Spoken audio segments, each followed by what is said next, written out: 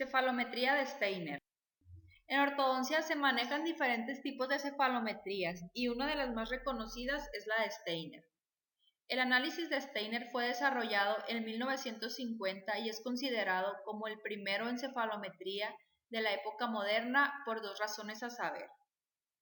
Primera, en él se establecen medidas que pueden relacionar con un patrón facial y segunda, ofrece guías específicas para el plano de tratamiento. Dentro de esta cefalometría podemos encontrar los siguientes puntos cefalométricos. Punto S, centro de la silla turca. Punto Nation, parte anterior de la sutura frontonasal. Punto N, espina nasal anterior. Punto NP, espina nasal posterior. Punto A, parte más depresiva o profunda del proceso alveolar superior. Punto B, parte más depresiva de la sínfisis mentoniana. Punto Pogonion, parte más prominente del mentón. Punto D, centro de la sínfisis mentoniana.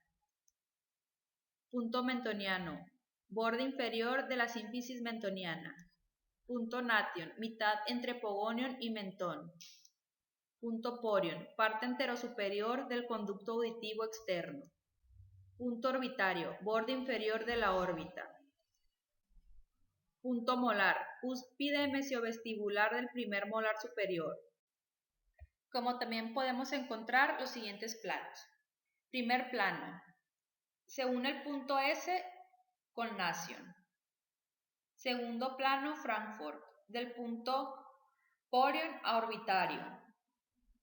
Tercer plano de oclusión, de incisal a punto molar.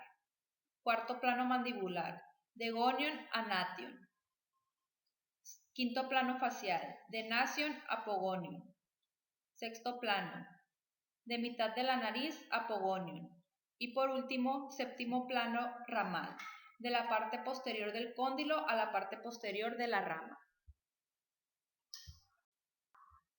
La cefalometría de Steiner se divide en tres: departamento esqueletal, departamento dental y departamento de crecimiento.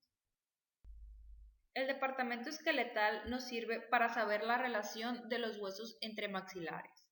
¿Qué relación guardan los dientes entremaxilares?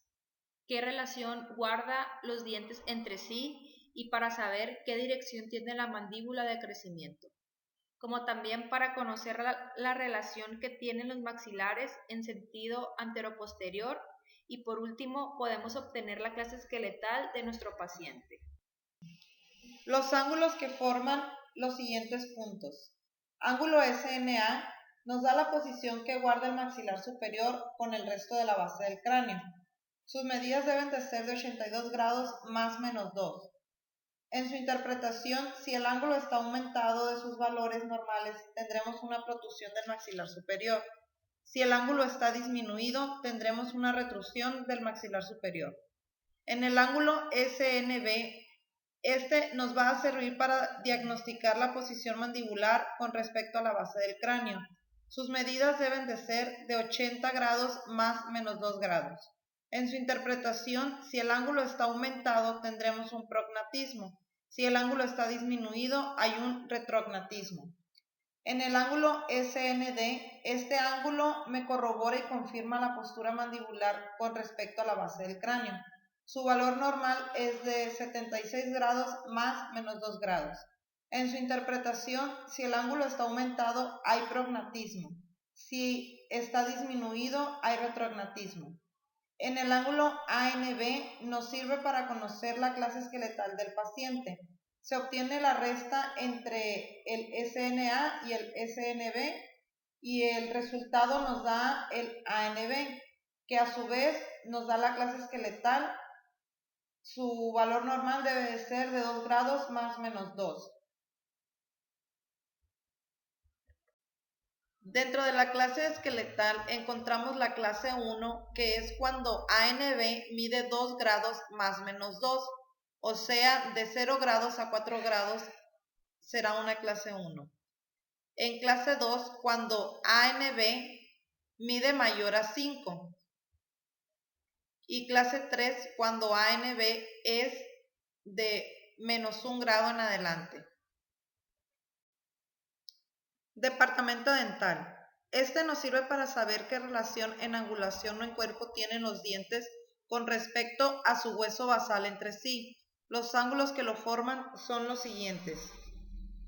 El NA se traza el eje longitudinal del incisivo superior y se traza la línea NA y la unión forma un ángulo y debe medir 22 grados. Si el ángulo está aumentado, el diente está proclinado y cuando está disminuido hay retrusión. El ángulo NA en milímetros se mide de la parte más anterior del diente superior a la línea NA en milímetros. Si mide más de 4 milímetros está protruido y si mide menos de 4 milímetros está retruido. Todo lo que se mide en grados es más menos 2 y todo lo que mide en milímetros no tiene variable, tiene que ser la cifra exacta. El ángulo del incisivo inferior NB se traza de una línea del eje longitudinal del incisivo inferior y se traza una línea NB y tiene que dar 25 grados.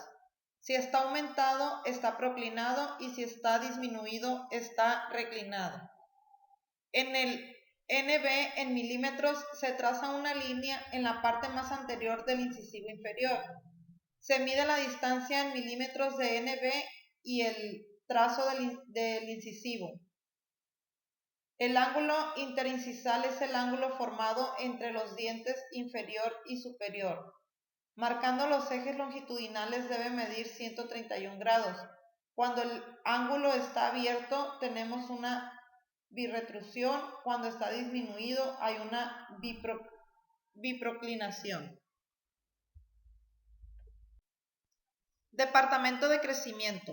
Con este plano vamos a conocer el tipo de crecimiento de la mandíbula. El plano mandibular se mide del punto gonion a nation y a SN. Debe medir 32 más menos 2 grados. Si el ángulo está aumentado, hay un crecimiento vertical con rotación posterior. Si hay un ángulo disminuido, hay un crecimiento horizontal con rotación anterior. Ángulo eje Y. Va de S a nation y se mide en Frankfurt. Debe medir 60 grados más menos 2 grados. Si el ángulo está aumentado, hay un crecimiento vertical con rotación posterior. Si el ángulo está disminuido, hay un crecimiento horizontal con rotación anterior. En el ángulo de oclusión a SN debe ser igual a 14 grados más menos 2.